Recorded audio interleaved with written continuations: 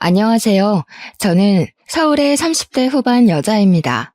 요즘 주변에 보면 난임으로 고생하시는 분들이 많더라고요. 저도 그중 하나였습니다. 이유도 모른 채 아기가 안 생겨서 고생했는데요. 지금은 아이가 생겼지만 어쩌면 임신보다 더 중요한 걸 알게 되었다는 생각이 들어요. 아직도 힘들어하실 분들에게 도움이 될까 싶어서 제 이야기를 보내봅니다. 제 이야기를 하려면 먼저 초등학교 때로 한참을 거슬러 올라가야 해요. 저는 부모님과 2살 터울의 남동생이 있는 평범한 가정에서 자랐어요. 저에게는 항상 옷을 만들어주는 인형들 말고도 친한 친구가 있었어요. 바로 이 이야기의 주인공이자 제 인생의 단짝인 혜주입니다. 혜주와는 초등학교 1학년 때 같은 반이 되면서 친해졌습니다. 제가 인형옷 만들기를 좋아한다는 걸 알고는 혜주는 자기도 인형에게 만들어줄 옷 그림을 매일 그린다면서 보내주겠다고 했죠. 우리는 금세 손발이 짝짝 맞았어요. 그 뒤로 혜주랑 저는 매일매일 붙어 다녔죠.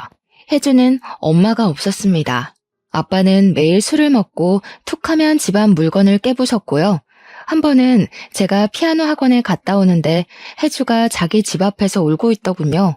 얼른 가보니까 손에는 다리가 부러진 인형을 들고 있었어요. 저는 그대로 혜주 손을 잡고 저희 집으로 갔어요. 엄마, 혜주랑 나랑 밥 좀 주세요. 그때 제가 밥 달라던 목소리가 어찌나 우렁찼는지 혜주는 지금도 그 얘기를 할 정도예요. 밥 달라고 하는 목소리가 무슨 개선장군처럼 위풍당당하기 짝이 없지 뭐야? 나는 창피하기도 하고 민망하기도 하고 그랬는데 노을이가 하도 당당하게 소리를 치니까 나도 같이 어깨가 펴지더라니까. 그때 알았지. 밥 달라고 할 때는 노을이처럼 당당하게 하는 거라는 걸. 하지만 혜주가 당당하게 자기 몫을 찾기까지는 시간이 좀 걸렸어요. 저는 혜주를 그 애가 겪어야 했던 삶이 어떤 건지를 알기엔 어렸죠. 혜준의 아빠는 하루가 멀다 하고 술을 먹고 들어와 집안을 난장판을 만들었고 혜주 얼굴이나 팔에 상처가 생기는 날이 많았습니다. 그때마다 저는 혜주를 집으로 데려갔습니다. 저희 집에서 같이 밥을 먹고 숙제도 같이 하고 아예 잠도 자고 가곤 했죠. 부모님은 혜준의 사정이 딱하다는 걸 알고 언제든지 집에 와도 좋다고 말씀해 주셨습니다. 지금이라면 혜준의 아빠를 아동학대로 경찰에 신고하고 혜주를 보호시설 같은 데 맡겼을 텐데 그때는 남의 집 일에 끼어드는 게 맞지 않는 일로 여겨져서 부모님도 그러지를 못했다고 해요. 어차피 혜주는 계속 아빠랑 살아야 할 텐데 괜히 신고했다가 혜주한테 더 해가 갈지도 모르고 혜준의 아빠랑 동네에서 얼굴을 마주치는데 해코지 당할까봐 무섭기도 했고요. 그래도 부모님은 저랑 동생을 놀이동산에 데려갈 때 혜주도 같이 데려가 주셨어요. 혜주랑 제 동생이랑 저랑 셋이서 미키마우스 머리띠를 하고 입가에 아이스크림을 잔뜩 묻힌 채로 찍힌 사진을 보면 지금도 웃음이 나온답니다. 중학교 올라갈 때까지도 저희는 친한 친구로 지냈어요. 그런데 중학교 2학년이 되면서부터 혜주에게는 담배를 피우는 친구들이 생겼죠. 집이 안식처가 되지 못하는 혜주에게는 그 애들처럼 자기 마음을 알아주는 친구가 없었겠죠. 그리고 중학교 3학년 때 매일 술만 먹던 혜준의 아빠가 돌아가셨어요. 혜준은 장례식장에 덩그러니 혼자 앉아 있었어요. 저는 그런 혜주 손을 잡고 울었어요. 한편으론 다행이란 생각도 들었습니다. 그렇게 혜주는 할머니랑 살게 되었어요. 고등학교는 달랐지만 그래도 혜주랑 저는 연락을 자주 하면서 지냈어요. 열심히 공부해서 취직할 거라고 마음을 잡는가 싶더니 어느 날 혜주에게 남자친구가 생겼어요. 혜주는 점점 더 남자친구에게 몰두하더군요. 결국 혜주는 고2 때 임신을 했습니다. 혜주가 임신했다는 걸 저는 나중에 알게 됐어요. 혜주가 임신해서 학교를 그만둔다는 소식을 다른 사람을 통해 들었을 때는 기분이 묘했죠. 혜주는 결국 남자친구와 결혼했지만 결혼식은 생략한 채 혼인신고만 한 채로 살고 있었어요. 둘 다 학생이니 시댁에 들어가 살았죠. 그렇게 혜주는 어린 나이에 엄마가 되었습니다. 가끔 연락을 하면 혜주는 시부모님과의 갈등으로 힘들어하곤 했어요. 우리 시어머니는 나를 왜 그렇게 미워하는지 몰라. 내가 무슨 자기 아들 앞길을 막아?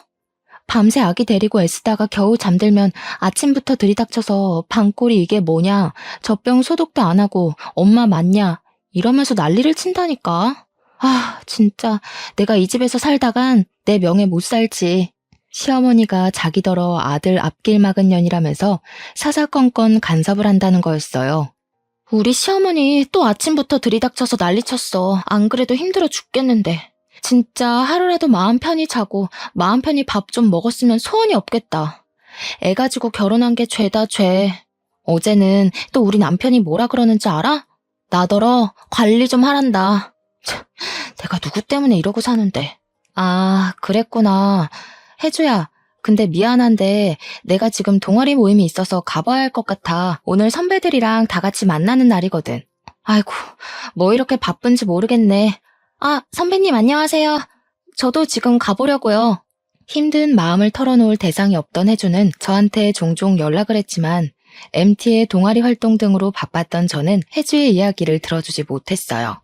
고부 갈등이란 게 새내기 대학생이었던 저한테는 너무 아득한 일이었죠. 노을아, 나 왜 이렇게 가슴이 답답한지 모르겠어. 숨이 잘 안 쉬어져. 밤늦게 미안한데 이런 말할 사람이 너밖에 없어. 술 마셔도 속에 뭐가 얹혀있는 것 같고. 저기 혜주야, 진짜 미안한데 내가 지금 내일 시험이랑 발표가 있어가지고 너무 바쁘거든. 오늘 밤 꼬박 세워야 해서 나중에 통화하면 안 될까? 아니, 내가 이번 주 지나고 전화할게. 저는 다음 주에도 혜주에게 전화하지 못했습니다. 졸업 준비에 대학원 준비에 정신이 없었거든요.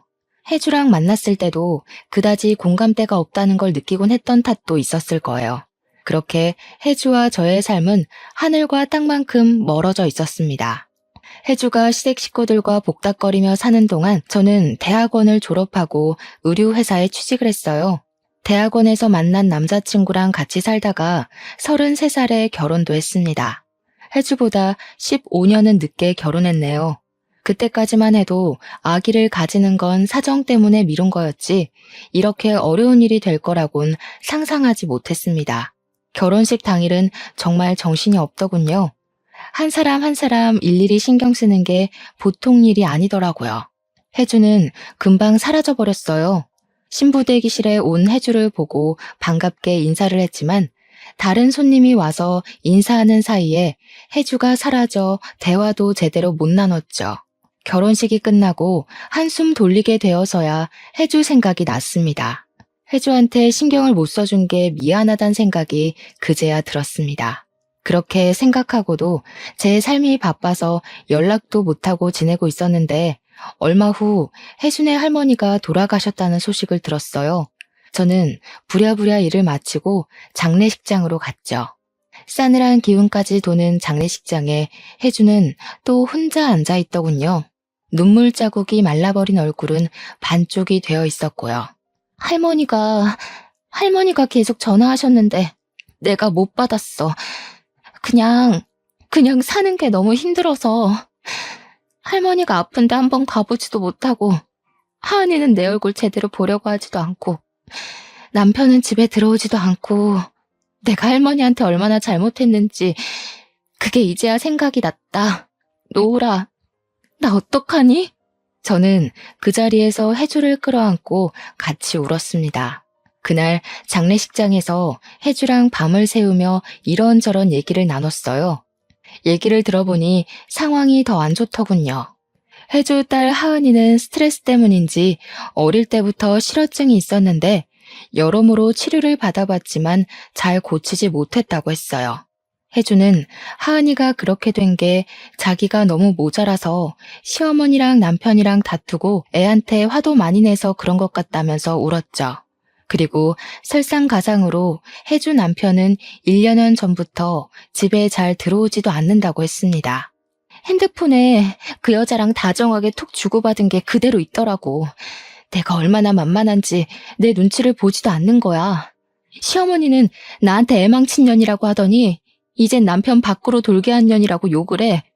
뭐가 어디서부터 잘못된 건지 이젠 뭘 해도 흥미도 안 생기고 사람들 만나는 것도 싫고 다 귀찮게 느껴져. 노을아, 진짜 이게 다 내 잘못일까? 이씨, 그게 왜 네 잘못이야? 남편이 바람난 게 마누라 탓이라는 사람이 제일 이상한 거 아니야?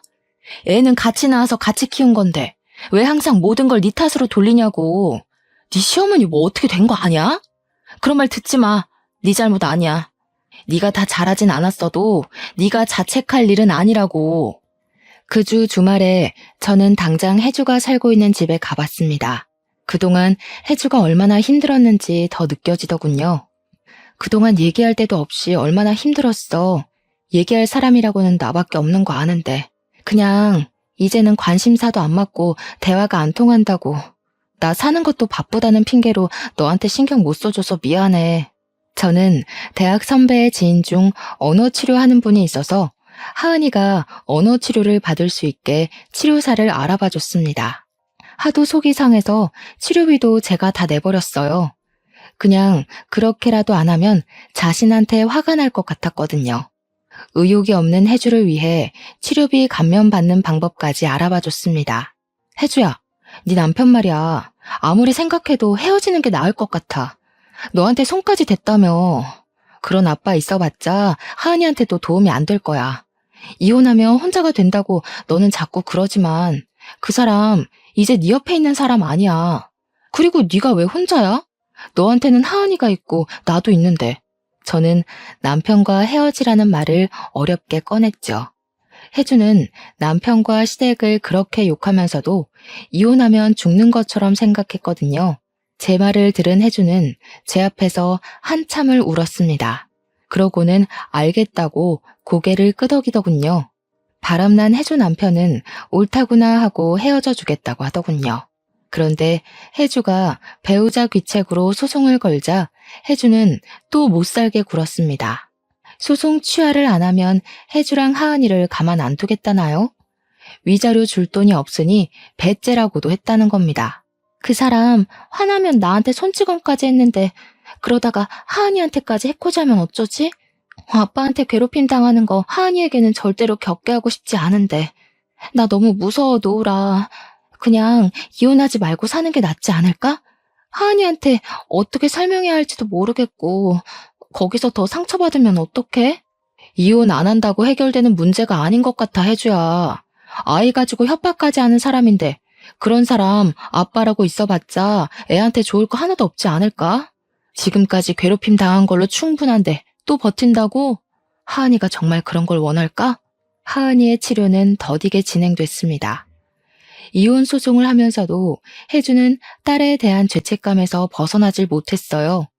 아이한테 상처만 준다면서 대낮부터 술을 마시며 눈물을 흘리기 일쑤였어요. 오죽하면 하은이 엄마 술 좀 그만 마시게 말려달라고 저한테 문자를 보냈을까요? 혜주를 생각하면 마음이 안 됐지만 저는 팩트 공격을 날려야 했습니다. 언제까지 자책만 할 거야? 네가 그럴수록 하은이한테 독이 된다는 거 몰라? 아직 젊은데 갈 데 없다고 한탄만 하지 말고 너 스스로 일어날 방법을 찾아야지. 너 자신을 위해서 노력하란 말이야. 아이 망쳤다고 자책만 하면서 정작 네 인생은 그렇게 방치해둘 거냐고. 네가 일어나야 하은이도 일어나는 거잖아. 내가 뭘 할 수 있겠어. 내가 할 줄 아는 게 뭐가 있다고. 나 공부 안 한 지 몇십 년이나 됐고 머리도 다 굳고 살도 찌고. 혜주 너 꿈이 있었잖아. 미래를 꿈꿀 때가 있었잖아. 우리 아직도 젊어. 살찐 거랑 공부하는 거랑 무슨 상관이야? 우리 이제 34인데 여기서 인생 종칠 거야? 지금도 늦지 않았어. 하은이를 위해서라도 힘내야지. 잔말 말고 내일부터 검정고시 학원 다녀. 너는 내 입장을 모르니까 그렇게 쉽게 말하지. 네가 한 번이라도 나처럼 살아봤어? 나는 아무도 내 편이 돼주는 사람이 없는데 너는 너희 부모님도 무조건 널 응원해주고 네 동생도 네 편만 들어줬잖아. 너는 부모님한테 지원받으면서 공부할 수 있었으니까 그렇게 쉽게 말하는 거야. 답답한 마음에 저도 화가 나서 혜주를 두고 와버렸어요. 혜주 말도 틀린 말은 아니었죠. 그렇지만 어쩌겠어요. 얼마 뒤 혜주로부터 편지가 왔더군요. 노을아, 널 생각하면 미안한 마음이 앞선다. 내 일에 그렇게 눈물 흘려주고 자기 일처럼 나서서 도와준 사람 너밖에 없었는데. 나는 못난 마음에 너를 질투하곤 했어. 우리 어렸을 때부터 똑같이 패션 디자이너가 되고 싶어 했지. 나는 대학도 못 가고 집에서 육아에 찌들어 있는데 대학생이 되어 옷도 만들고 반짝반짝 빛나는 네가 정말 부러웠어. 못난 나를 용서해 줄래? 네 말대로 내가 내 인생을 방치한 게 맞는 것 같아. 날 위해 화를 내주는 널 위해서라도 이제부터라도 노력할게. 혜주는 검정고시를 공부해 고등학교 졸업 학력을 따고 그 후로 방송통신대학에도 입학했습니다. 혜주는 제 인생은 자기보다 평탄하다고 했지만 그때는 제 인생도 본격적인 가시밭길이 되어가고 있었죠. 결혼한 지 1년쯤 지나서 아기를 가지려고 무던히 애를 썼는데 잘 되지 않았어요. 남편은 외아들의 손이 귀한 집이라 시댁에서는 대놓고 티를 안 내도 은근한 압박이 느껴졌죠. 시부모님 보란 듯이 아기를 낳고 싶었습니다. 그전까지는 대단한 인생은 아니더라도 제가 계획한 것들은 다 이루어졌거든요. 아기를 가지는 것만은 마음대로 되지 않더군요. 2년이 넘어가도록 아기가 생기지 않아 저는 하루하루 점점 힘들어하고 있었어요. 시험관 시술은 몸에 너무 무리가 되었습니다. 시험관 시술을 한 번 할 때마다 세상이 조금씩 내려앉는 느낌이랄까요? 용하다는 한의원에서 하라는 대로 다 하고 먹는 것도 조심하며 1년 내내 몸을 사리며 살았는데도 소용이 없었죠. 그러는 동안 혜주는 방통대에 다니며 전화 상담원으로도 일하고 있었어요.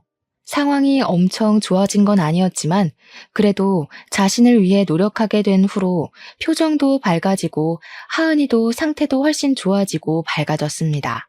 그에 반해 저는 나날이 어두워져 갔죠. 3년이 넘어가자 시댁에서 대놓고 말이 나오기까지 했어요. 아이고, 뭐 문제는 없다면서 왜 그렇게 애가 안 들어서는지. 우리 아들은 아무 문제가 없다는데 혹시 너한테 무슨 문제가 있는데 숨기는 거 아니니? 이런 식으로 압박이 들어오자 마음은 점점 급해지고 답답해졌어요. 길에서 아이들을 보기만 해도 눈물이 날 정도였어요. 좋아하는 스쿠버 다이빙도 못하고 술도 못 마시니 스트레스를 풀 데가 없고 재미있는 일도 하나도 없어지고 있었습니다. 강제 친구들은 벌써 애가 초등학교 갈 나이가 됐다는데 우리 강제는 어떻게 이렇게 소식이 없다니? 우리 아들이 뭐가 모자라서 아이도 못 낳는 건지. 너 진짜 검사는 제대로 해본 거야? 병원을 다시 알아보는 게 좋지 않겠니? 정 안 되면 뭐 다른 방법을 찾아봐야 하니까. 다른 방법이라뇨?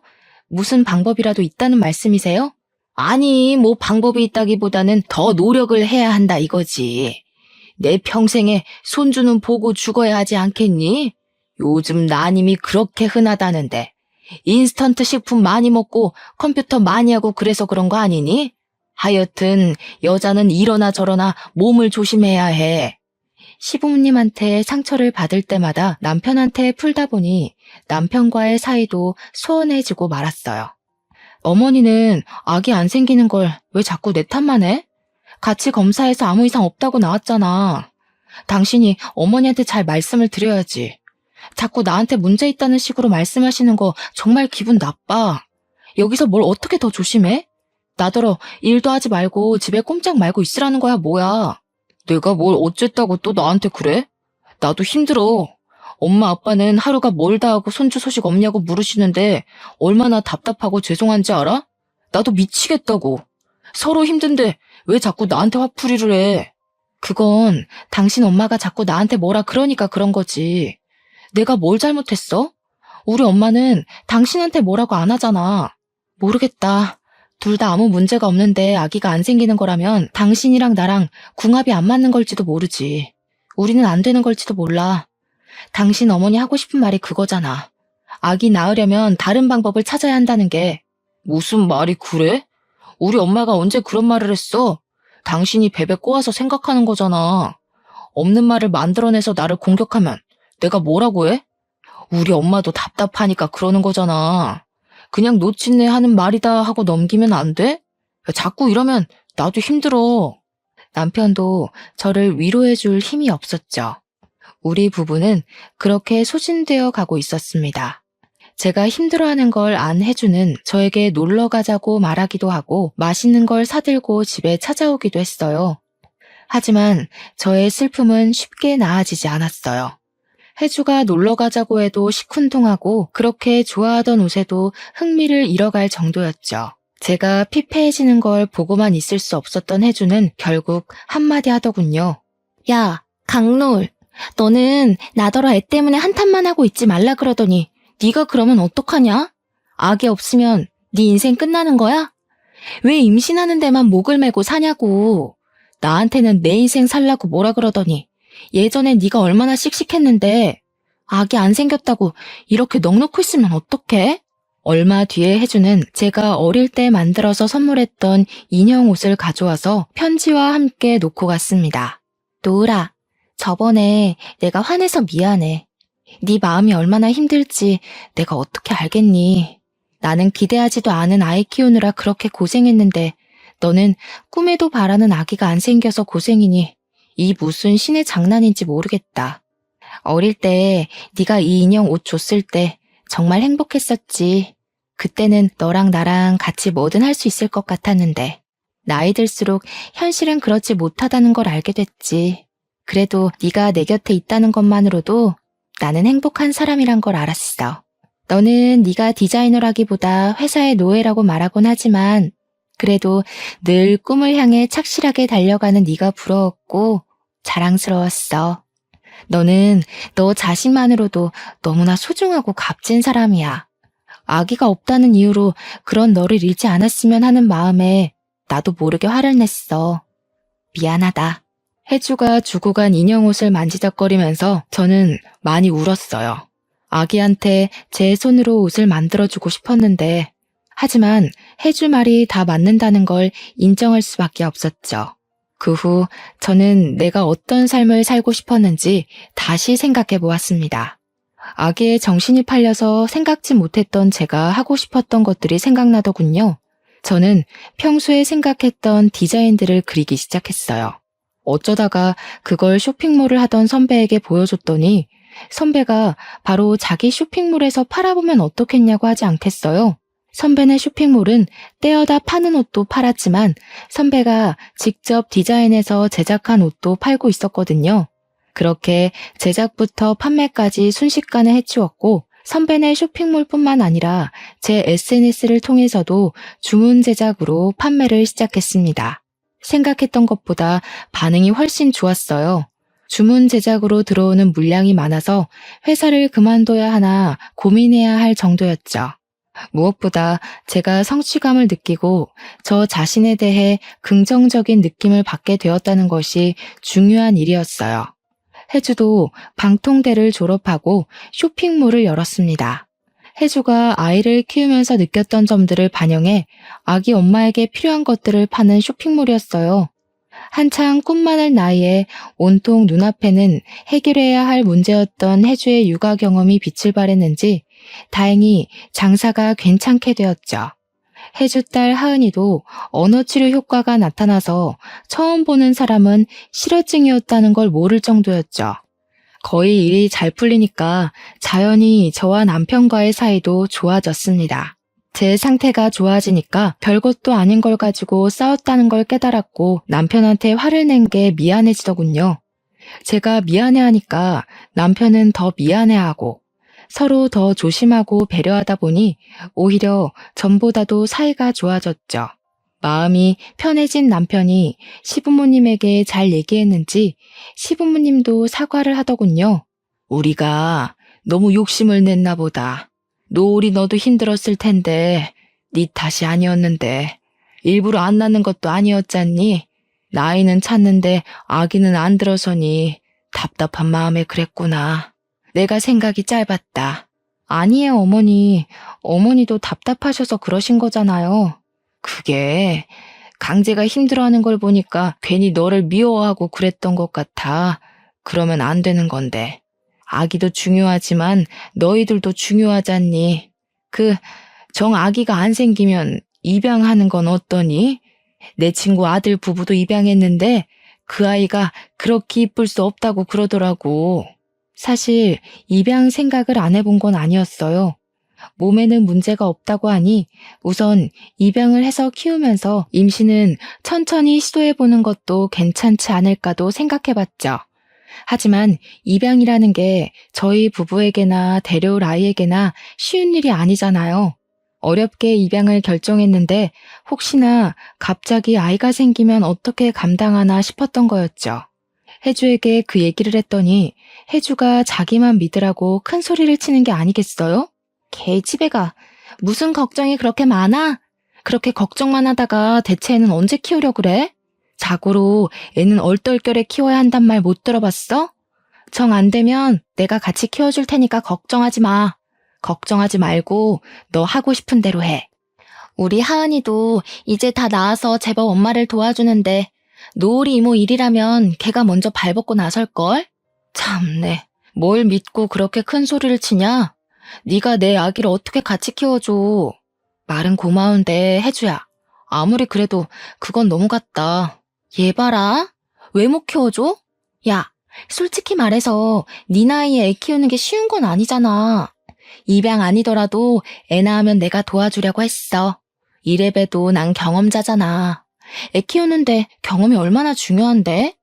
네가 나보다 공부는 더 했는지 몰라도 애 키우는 건 내가 한 수이라 이거야. 누굴 닮아서 그렇게 큰 소리를 치나 했는데 아니나 다를까 혜주는 얼마 뒤 저희 집 바로 근처로 이사를 오지 않았겠어요? 어떻게 여기로 이사 올 생각을 했어? 진짜 아기 키워주려고 이사까지 온 거야? 하은이 학교는 어쩌고? 이사할 때가 됐으니까 겸사겸사 온 거지. 하은이도 이제 놀리는 애들 없는 데서 새로 시작하는 게 어떠냐고 했더니 좋다고 했어. 하은이도 나도 마음 잡고 한번 새롭게 살아보자 이거지. 우리 사무실하고도 가깝고 잘 됐지 뭐. 혜주가 그렇게까지 응원해주는데 더 망설일 수는 없었어요. 등 떠밀리는 꼴이었지만 기분이 나쁘지는 않았답니다. 이삿짐을 풀자마자 저랑 남편, 혜주랑 혜주 딸까지 다 같이 근처 보육원으로 봉사활동을 갔습니다. 마음 편하게 먹으라고 혜주가 강요하다시피 말하는 바람에 정말 그냥 아이들이랑 논다는 기분으로 다녔어요. 물론 쉽지는 않았습니다. 마음의 상처들을 꼭 붙들고 있는 아이들이었으니까요. 우리를 받아들이는가 싶다가도 밀어내는 아이들을 보며 힘들기도 많이 힘들었지만 참 많은 걸 느꼈어요. 그래도 혜주가 방통대를 다니며 청소년 상담 공부를 한 덕을 톡톡히 봤습니다. 노을아, 왜 그러고 쭈그리고 앉아있어? 뭐 힘든 일 있어? 애들이 말을 안 들어서 그래? 애들은 원래 말을 안 듣는 거야. 너무 상심하지 마. 아, 그런 거였냐? 내가 몰랐네. 그냥 애들이 마음을 안 열어주는 걸 보는 게 매번 힘들기는 해. 나는 내 가정 하나 못 만들면서 저 애들한테 손을 내밀 처지가 되는지, 그럴 자격이 되는 건지 그런 생각도 들고. 아이고, 그래가지고 아기 낳으면 어떡하려고? 이러니까 내가 얘를 혼자 둘 수가 있나? 무자식 상팔자라는 말이 괜히 있는 줄 알아? 애들은 원래 속썩이고 힘들게 하는 거라고. 쟤네들은 네 자식이 아니니까 저 정도지 네 자식이면 더 할걸? 그렇게 생각하고 마음 굳게 먹는 게 좋을 거다. 야, 강혜주, 너 어른이구나? 언제 이렇게 컸대? 기특한 녀석 같으니라고. 그러게, 네 말이 맞다. 쉬울 리가 없는데. 그치? 사랑은 주는 것도 받는 것도 참 쉽지 않은 것 같아. 정말 그런 걸 이 나이 되어서야 알게 됐네. 그래, 이 애기도 못 키워본 애송아. 애기 낳으면 내가 시행착오를 줄이도록 가르침을 줄 테니까 딱 기다려. 아니다. 너무 기다리면 안 되지. 기다리지는 말고 기대만 해, 기대만. 보육원에 다니다 보니 세상에는 도움이 필요한 사람이 많다는 것이 눈에 들어왔어요. 혜주 딸 하은이도 자기 도움이 필요한 아이들을 돌봐주면서 오히려 자기가 마음의 치유를 받는다는 걸 느낄 수 있었어요.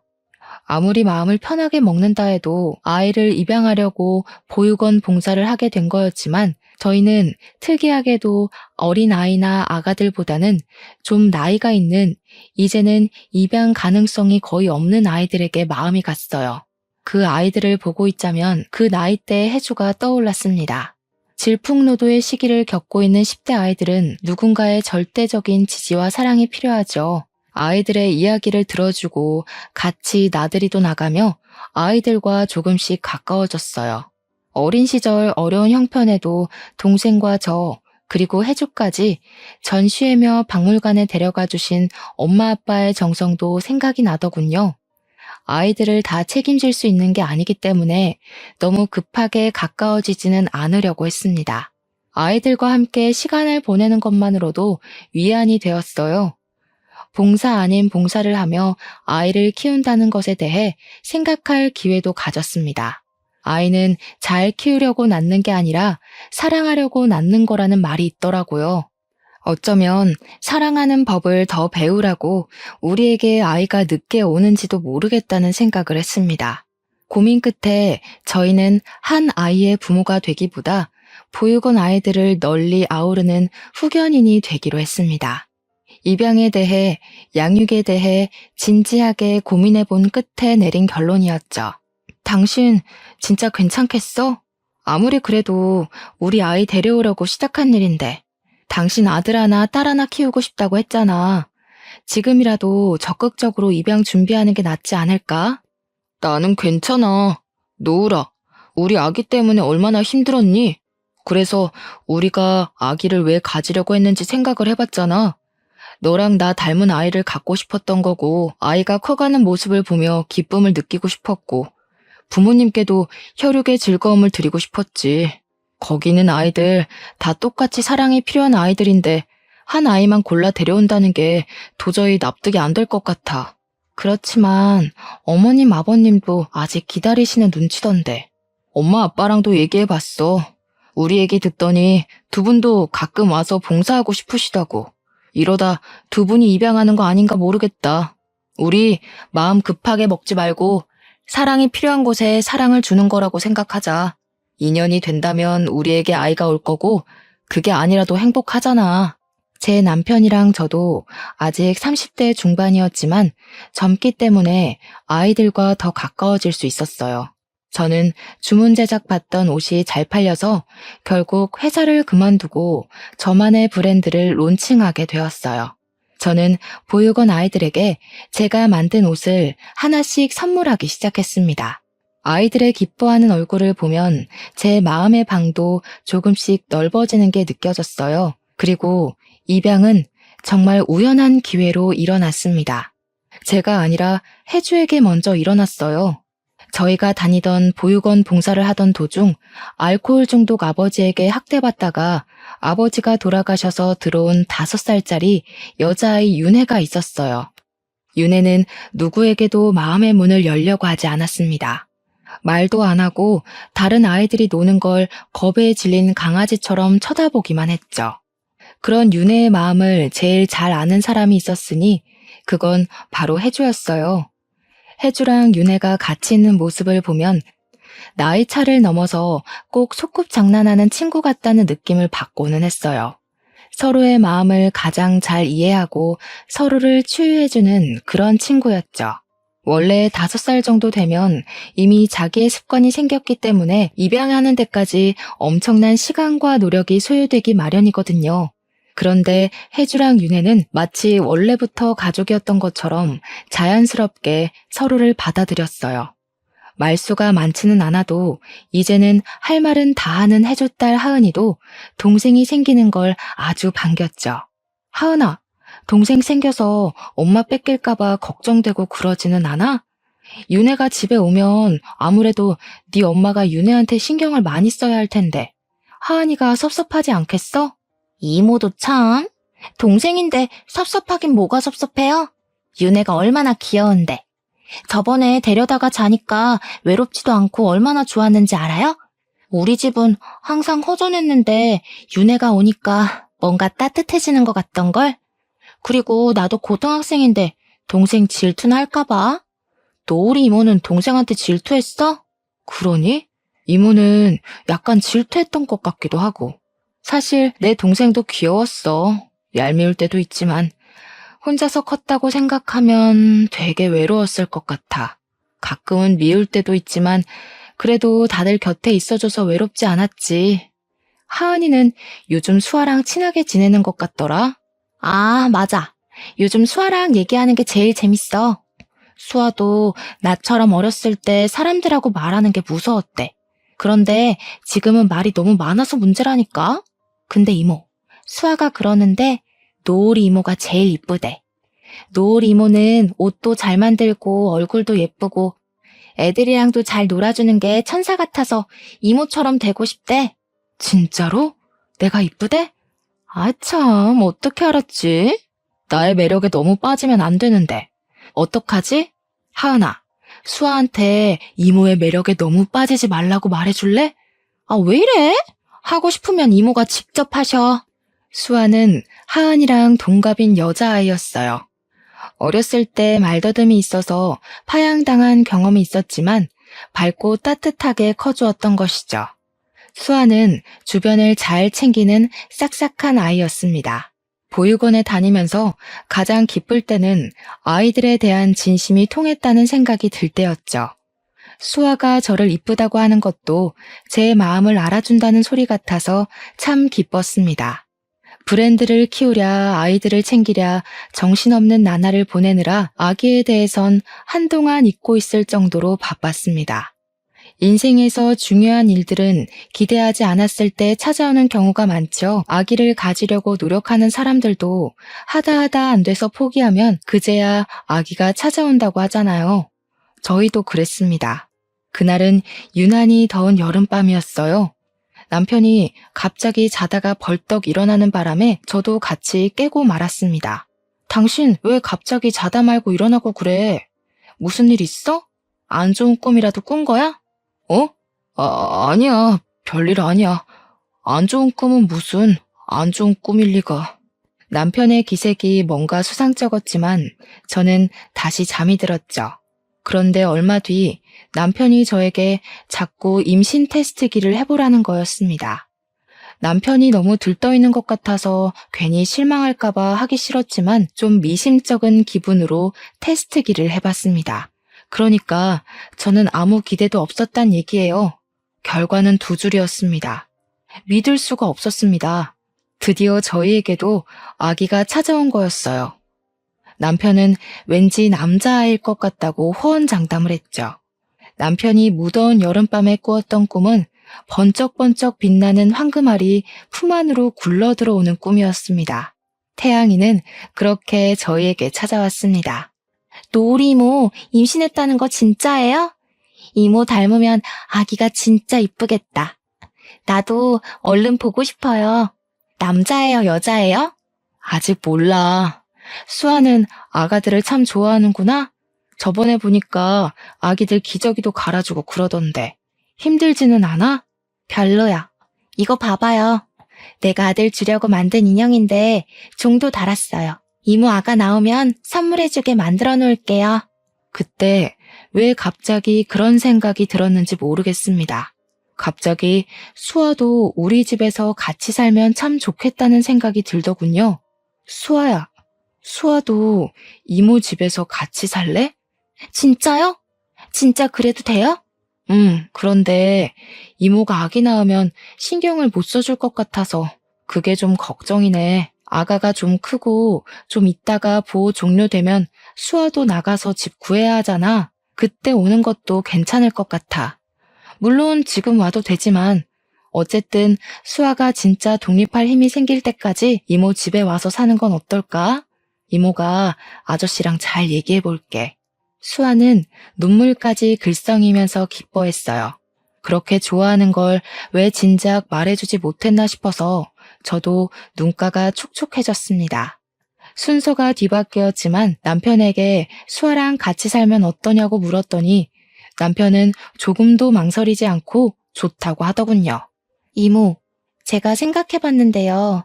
지금 제가 가면 애들이 너무 섭섭해할 것 같아요. 어차피 얼마 남지도 않았는데 이모 말대로 퇴소하면 이모랑 같이 살게요. 그렇게 말했지만 수아는 그 후로 저희 집에 자주 왔습니다. 제가 태양이를 낳을 때는 병원에 와서 자기 일처럼 두 손을 꼭 모으고 기도를 했다고 하더군요.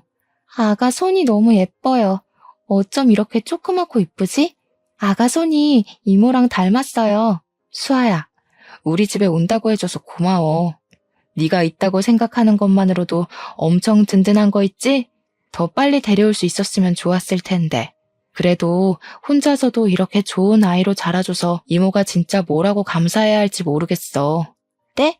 입양 간다고 하면 다들 양부모님한테 감사하라고 그런다던데. 왜 이모가 고마워요? 입양 간 애들 말 들어보면 막 주변에서 귀에 못이 박히게 듣는데요. 나중에 효도하라고. 뭐, 제가 고맙죠. 누가 이렇게 큰애를 받아줘요? 이모랑 아저씨가 천사인 거지. 아니야. 사람들이 몰라서 그래. 다 커서 와주는데 우리가 고마운 거지. 너랑 나는 다른 집들처럼 서로 부딪히는 부분도 별로 없잖아. 앞으로 더 지내봐야겠지만 나는 네가 내 딸 같기도 하고 동생 같기도 하고 어쩔 때는 언니 같기도 하고 그래. 네가 우리 가족이 되어준다니까 엄청 좋은 선물을 받은 느낌이야. 돈 주고는 절대 살 수 없는 그런 선물. 여보, 밖에서 아주머니들 하는 소리 들으니까 수아가 딸인지 동생인지 자기들끼리 의견이 분분하던데 뭐 저렇게 큰 딸이 있겠냐고. 근데 동생이라기엔 또 너무 어린 것 같으니까 친척일 거면서들. 근데 둘이 닮긴 닮았나 봐. 어쨌든 가족인 줄 아는 거 보니까. 어떡해? 내가 해명을 좀 해줘야 되나? 아이고 참. 남의 일에 왜 그리들 관심이 많은지 모르겠네. 동생이면 어떻고 딸이면 또 어때서? 신경들 끄라고 말해줘, 수아야. 괜히 신경 쓰지 마. 남들이 하는 얘기는 아무 신경 쓸 필요 없어. 우리가 가족이라는 게 중요한 거야. 에이 참. 그렇게 궁금하면 말해드려야지. 입양한 딸내미예요. 여기 이분들이 저 입양해 주셨어요. 아이고 귀 따가워라. 누구 목소리가 밖에서 이렇게 쩌렁쩌렁 들리나 했더니 수아였구나. 수아가 누구 닮아서 목소리 큰가 했더니 노을이 닮아서 그런 거구만. 누가 예비 모녀 사이 아니랄까봐. 그래, 수아 너 목소리 좀 죽여야겠더라. 내가 전부터 말했잖아. 아니 이것들이 누구 딸더러 시끄럽다고 야단인 거야? 혜주 너도 만만치 않거든? 얼마 뒤에는 혜주의 결혼식이 있었습니다. 혜주가 일하면서 알게 된 사람과 재혼을 하게 됐거든요. 하은이랑 저 그리고 수아가 들러리를 섰습니다. 저는 축사도 했어요. 사랑하는 혜주의 결혼식을 축하하며. 네가 내 옆에 있어줘서 얼마나 다행이었는지 몰라. 이제는 네 곁에 든든한 버팀목이 또 생겼네. 네 덕분에 보육원 봉사를 다니게 됐고 우리는 우리 자신보다 더 귀한 아이들이라는 선물도 받았지. 다 네 덕분이야. 너랑 서로 도우며 일어날 수 있어서 얼마나 감사한지 몰라. 내 인생은 너라는 사람의 세계만큼 넓어지고 밝아졌어. 이제 네 인생의 동반자와 함께 힘든 일들은 훌훌 털어버리고 더 행복해지길 기도할게. 사랑하는 친구 노우리가. 제 이야기는 여기까지입니다. 혜주랑 딸 하은이랑 제 딸 수아는 각각 대학생이 되어서 열심히 공부하고 있습니다. 윤혜랑 태양이도 씩씩하게 자라고 있고요. 주변에 보면 임신이 안 되어서 힘들어하는 분들이 참 많더라고요. 아무래도 아기는 제가 오고 싶을 때 오는 게 아닌가 싶어요. 조금만 힘을 빼고 우리의 사랑이 필요한 곳에 눈을 돌려보는 건 어떨까요? 제 이야기 들어주셔서 감사하고 여러분 모두 추운 겨울을 따뜻하게 이겨내시길 바라보겠습니다.